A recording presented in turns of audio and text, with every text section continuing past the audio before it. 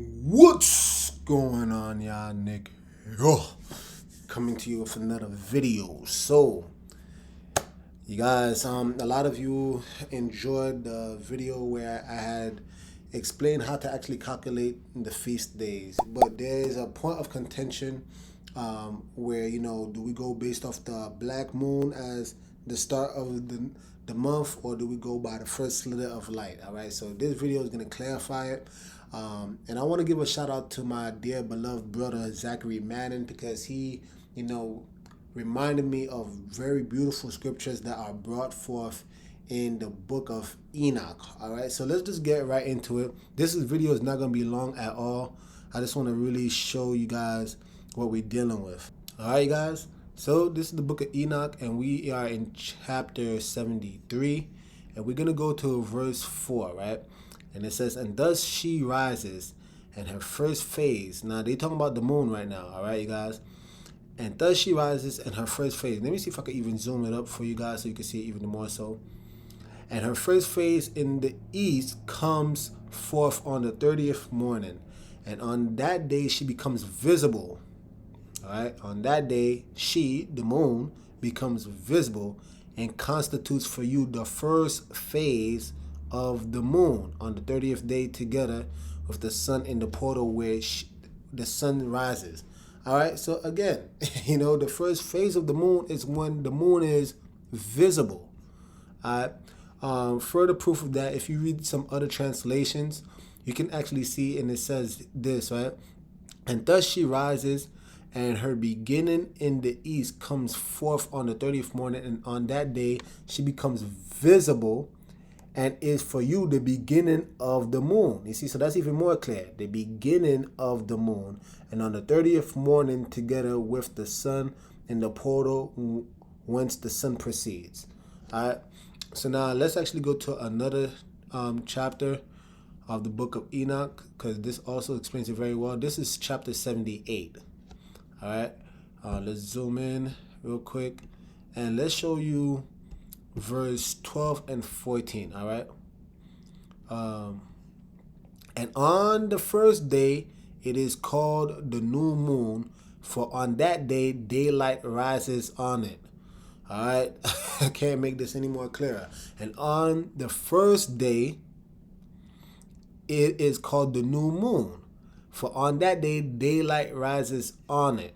Again, you can see other translations of the book of Enoch, verse 12, and it says, and on the first day she is called the new moon, for on that day the light is raised upon her." The light is raised upon her, not when it's dark, y'all. Not when it's dark. All right, so further proof of it, when daylight rises on it. Okay, look. Why does the moon shine? Okay, why does the moon shine? And you can see it right here. All right, look, the moon shines because it reflects sunlight from its surface. The moon doesn't produce its own light. All right, so you guys got to understand that. So going back to that translation, right, when daylight rises on it, so when the sun shines upon it, right, that's when that first sliver of light, that's when you're going to call it the new moon. All right, that's going to be the first day.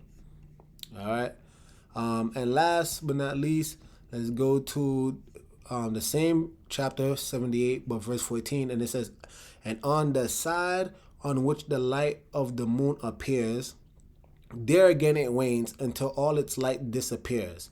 And on the days of the moon and its disk remain empty without light." Now, what does that mean? Let's go to some other translations, and you'll see. Yeah, and let me try to zoom it in. But you'll see this, right? It says, "Whence the light of the moon comes, there again she decreases till all her light disappears, and the days of the moon cease." All right, so look, when the light disappears and the days of the moon cease, so it comes to an end, and her circuit remains empty without light. All right, guys, so I don't know how to make it any more clear.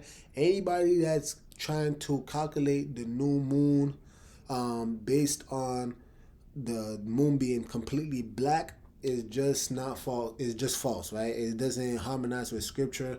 Now, of course, it's up to you whether or not you're gonna say the book of Enoch, whether you think it's canon or whether or not you're going to go based off of this. But, in my first video, I showed you plenty of reason why we go by the first slither of light. Again, even in Genesis, right? I forget the chapter, but it states it clearly. Genesis 1.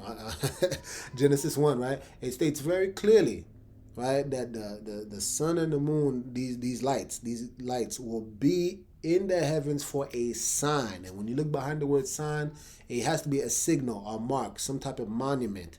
Okay, something that is a distinguishing mark for you to be able to determine whether or not we could determine the seasons, the days, etc., right? The years, and things of that sort.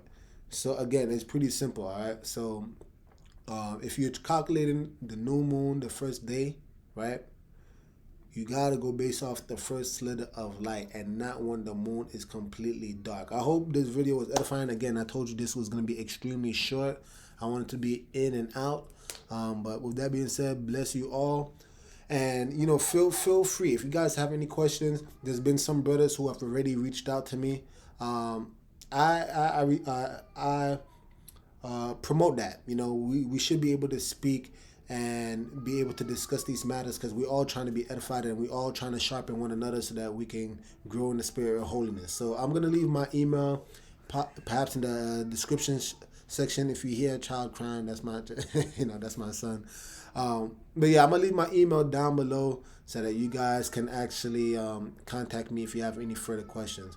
But I definitely love the dialogue that has been coming forth from the previous video I made, where that one is a lot lengthier, but it's I believe, in my opinion, it's very necessary because we've been so removed from our heritage and our culture. So it's about time we actually come back to the full understanding of actually how to properly calculate the feast days. And again, the dates that are given are projected, right? Nobody should have the arrogancy to say without a doubt, this is exactly the day. It's up to you to actually go out and observe the first slither of light, all right? So, there might be some discrepancy 1 to 2 days, but we all should come to a common consensus when we look up. And if somebody calls me like, hey, I see the slither of light, I should be able to confirm that on my end, right? And then we'll be able to actually be in one accord. But till then, a lot of the dates are projected, but at least you'll have a ballpark of where you should be. Anyway, with that being said, Nick over and out. The message sent. Jesus is King, y'all.